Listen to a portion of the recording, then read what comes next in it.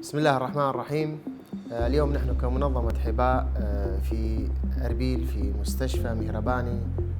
هذا المستشفى مستشفى خيري استثماري حقيقة فريد من نوعه والأول من نوعه في العراق. فكرة جديدة يستفيد منها مختلف أطياف المجتمع وبمختلف المستويات. طبعا هذه الفكرة قائم عليها مجموعة من المختصين على رأسهم الدكتور دلير. حقيقة تروم منظمتنا الاشتراك بهذا العمل الخيري العظيم الذي يهدف لخدمة الإنسان بشكل عام.